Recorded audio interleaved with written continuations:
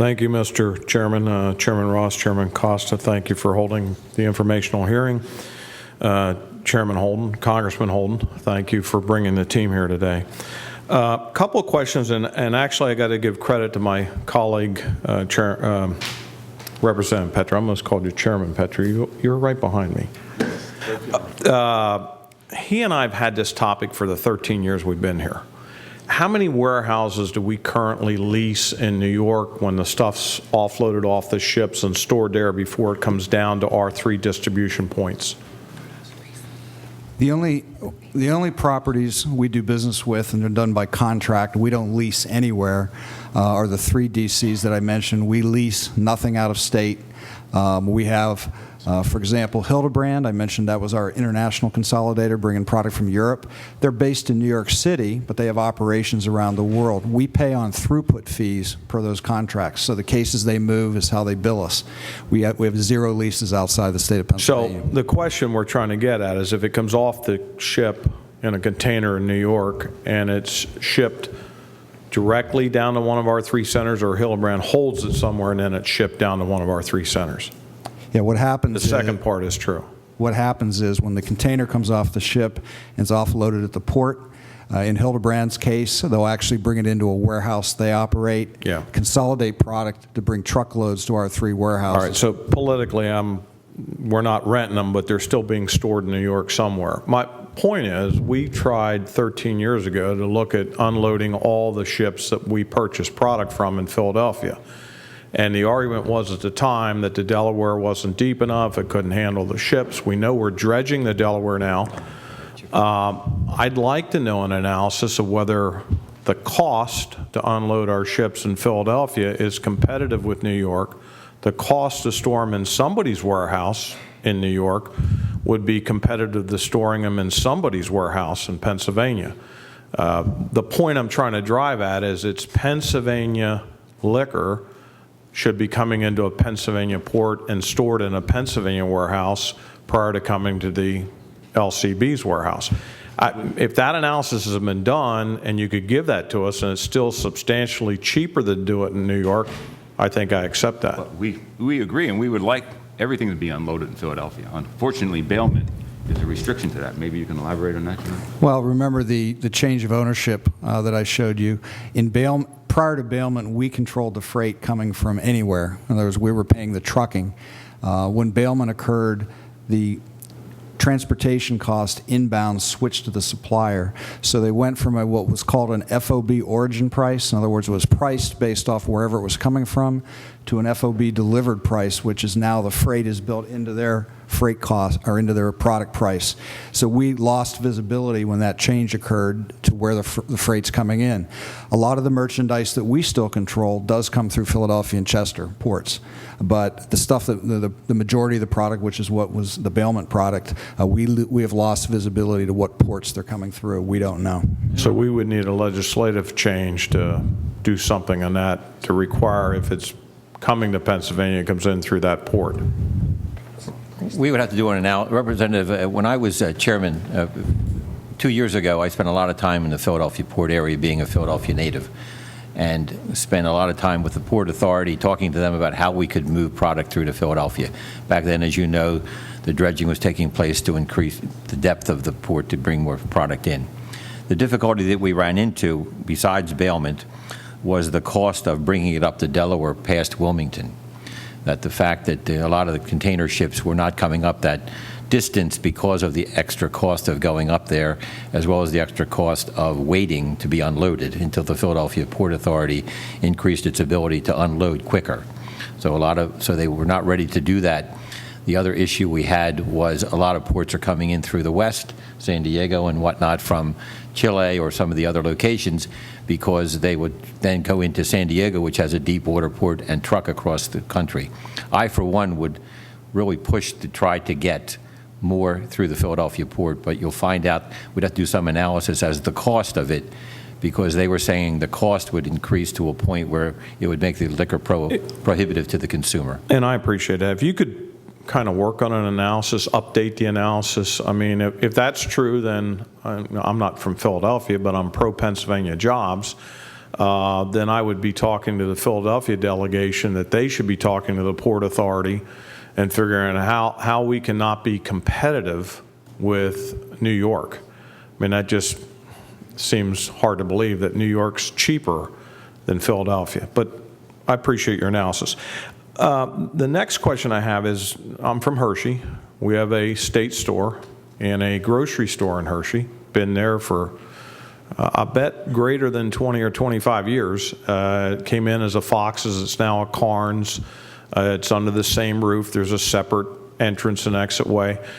I'd be interested in knowing whether that's a profitable model. And if it is, I hear what your testimony was today about you're doing things down close to Delaware. But I've always wondered years ago when they did that, if it worked, why we didn't do more. And if it doesn't work, why do we keep signing the lease? So if somebody later could get back and just say, yeah, the Hershey store opened in this year and it's pretty profitable and, we think that's a good model. And I want to follow up with that. I've been out of state and I've looked at these superstores, and they can be Southern Wines, Total Wines, John and Scott's Wines. It doesn't matter. But you walk in the store and it's this huge building that has one-stop shopping. And I wondered whether LCB has looked at hooking up with one of the major beer distributors in Pennsylvania and having the beer distributorship here and an LCB store next to it. I mean, people literally then can go to one spot and do one-stop shopping. The point I'm driving at is we have a store right now that, thank goodness, the lease is up and they're not renewing it in Middletown. It is in a mall that is the worst location you could find in that mall is where our state store is. The mall itself is old, needs modernization, has no red light to get in and out. I think the giant grocery store is looking at moving. So I'm trying to see the vision, if we keep the system we have, that we're looking at getting out of some of these terrible locations we're in, number one, and number two, that we're looking at doing superstores. Some kind of place that it's not the typical we have. I don't know how many stores we have in Dauphin County, but we don't have 27 stores. We have 12 stores, but they're superstores, and you're willing to drive there because here's what you get when you get there. Representative Payne, I do want to intervene here because we're running late, and I did want to mention also that we're working on the wholesale distribution side rather than the retail. We may have discussions about retail stores in the future, and I certainly would encourage you to take that up with the members directly. I appreciate then maybe another hearing on the retail side. But absolutely. Thank you for the correction, Mr. Chairman.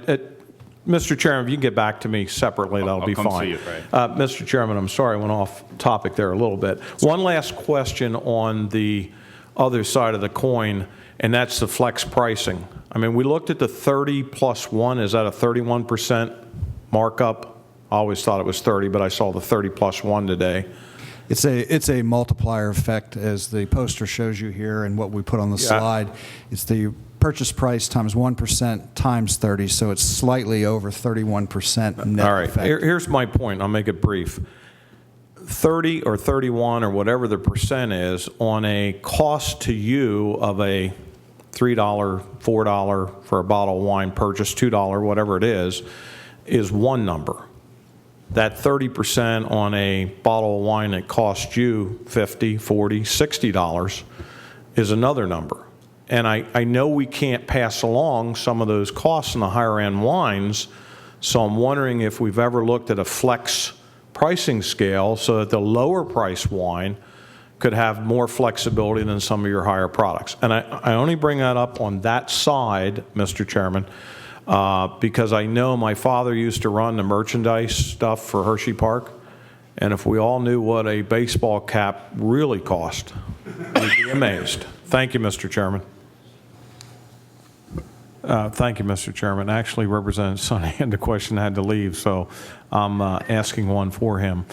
One of you two stipulated that you bought wine, I think, at this price, but went into the store and found it substantially, I believe, less, yet you're supposed to be getting the discount price. Could you elaborate on that?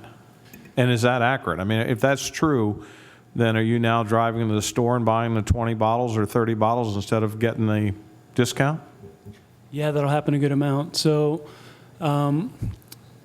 I guess there are two different codes. If you go into the PLCB search catalog, you'll see something listed as retail or luxury, I think the term is in the PLCB, and SLO or wholesale. So when Jason and Scott distribute their books, everything that they've coded is SLO, and it's presented in a wholesale pricing arrangement. Again, we don't get that wholesale price, but that's how it's presented.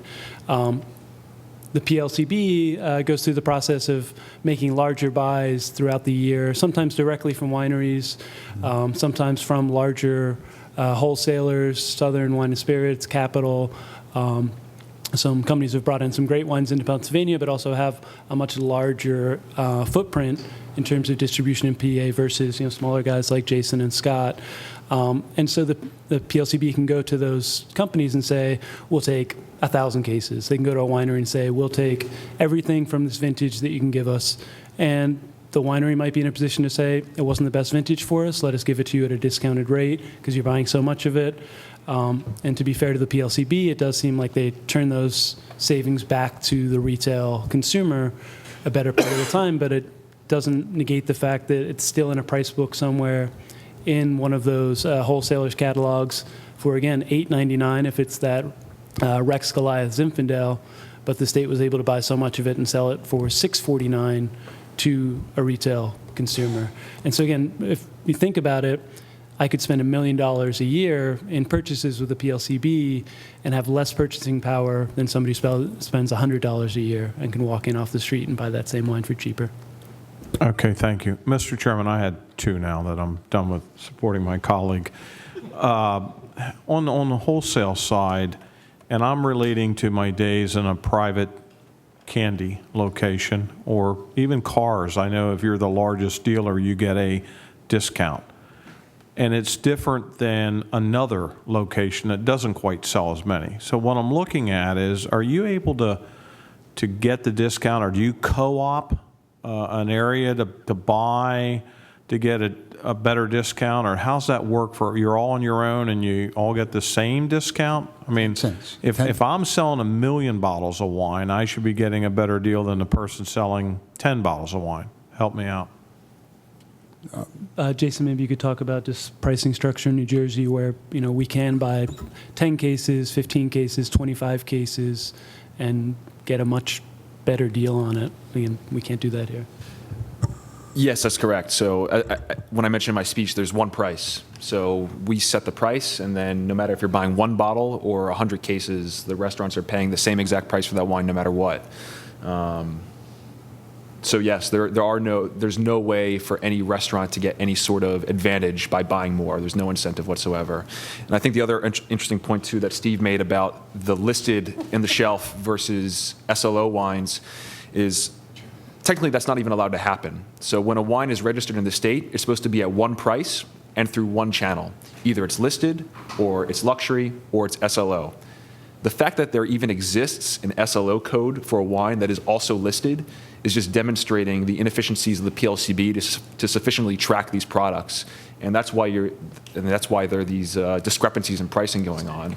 So they can't. Okay. Yeah. Thanks. I have one last question, and that deals with you. You cited the example of the champagne that you ordered it, but it showed up in February. Now, somebody could argue, well, anybody can find one example. I mean, that was the first time in 10 years that that's happened. Or is this a consistent, ongoing problem that the stuff that you're ordering is not you're constantly having problems, you're constantly not getting your full order? I love that example. It's like going to the fast food and ordering at the window. I don't do it anymore. I go inside so I know I got what I want. I think that when you deal with, we deal with the warehouse as much as we possibly can, and we do a lot of SLO.